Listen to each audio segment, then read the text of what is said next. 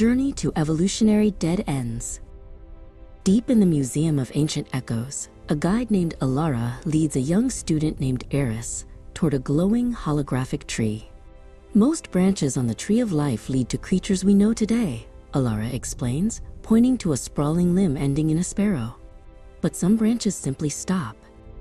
These are evolutionary dead ends, magnificent creatures that left no living descendants. Their stories are locked in stone, waiting for us to listen. Eris looks at a branch that ends abruptly in a strange armored shape. Why did they stop? He asks. Elara smiles. Let's find out. Their first stop is 500 million years ago. A trilobite named Olinus scuttles across the muddy seafloor. Trilobites were the ultimate survivors of the Paleozoic, lasting nearly 300 million years. They had hard, segmented exoskeletons and were the first to develop complex eyes. Olinus spends his days scavenging for organic bits in the mud, hiding from early-jawed fish, his top competitors. Despite their success and varied family tree of thousands of species, the Great Dying, the Permian extinction, wiped them out as ocean temperatures spiked and oxygen plummeted. Nearby, a massive shadow looms. It is Petoia, the Anomalocaris. She is a strange shrimp, a top predator of the Cambrian seas. With two spiked grasping arms and a circular mouth, Petoia hunts smaller creatures like Olinus. Her survival strategy was sheer size and speed, propelled by lobes along her sides. However, as the oceans changed and new, faster predators evolved, the Anomalocaridids found themselves outclassed. Their branch of the family tree withered as more efficient fish took over the apex predator throne. Elara shifts the hologram to the skies of the Cretaceous. Meet Quetzal, she says, pointing to a pterosaur with a wingspan like a small airplane. Pterosaurs were the first vertebrates to master flight, using skin membranes stretched over a long fourth finger. Quetzal is a specialized hunter, diving for fish with his spear-like beak. While they shared the world with dinosaurs, they were a distinct lineage. Their downfall came when a massive asteroid struck Earth.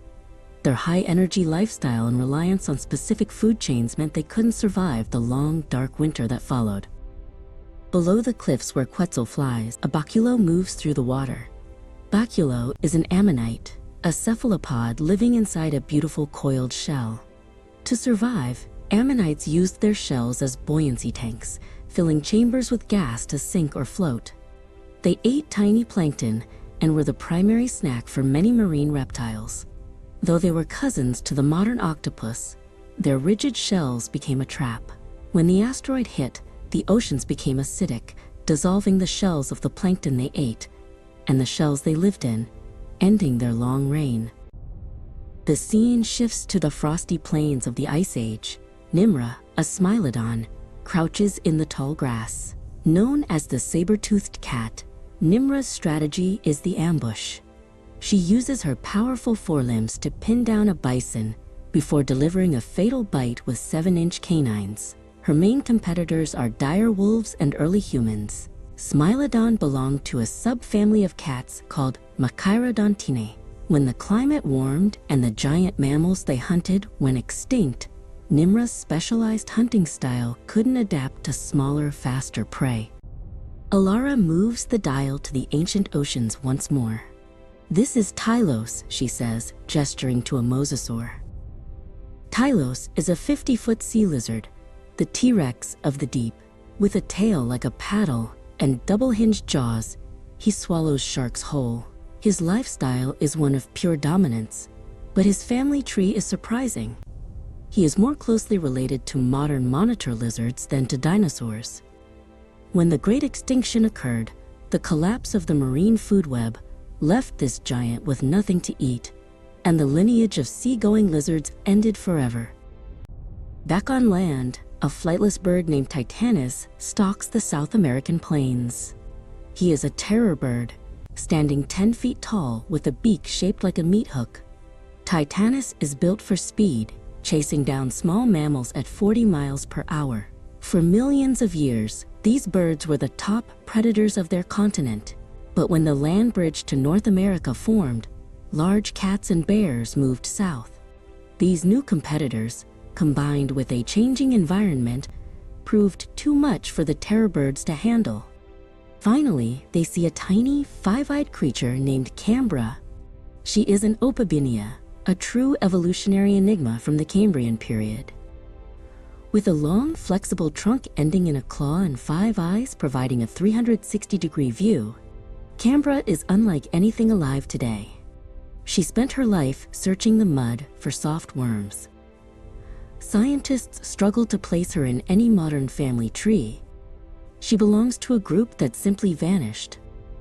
Her design was a bold experiment by nature that didn't fit the long-term plan of the changing world. Iris touches the holographic tree, and the images of Elenus, Quetzal, and Nimra glow softly before fading. So they weren't failures? Eris asks. Elara shakes her head. Not at all. They were masterpieces of their time. They show us that life is a grand experiment, full of diversity and wonder. A dead end is just a story that has been fully told. As they walk out of the hall, Eris looks back at the tree, realizing that while some branches stop, the forest of life continues because of the lessons learned from the past. If you've watched this far and would like more detailed information on evolutionary dead ends, I have launched a comprehensive book on the subject. I have designed this book to be highly interactive. It includes 3D models, PNGs, GIFs, infographics, and audio elements to enhance your learning experience. The book is available in my store, and the link can be found in the description of this video. Inside the book, you will discover in-depth information about the creatures' lifestyles and behaviors, their ancestors, prehistoric diets, family trees, competitors, and much more. If you found this video informative, please consider liking it, subscribing to the channel to stay updated with similar content, and sharing it with others who might be interested. You can purchase the book directly from my store. The link is available in the video description. Thank you for watching.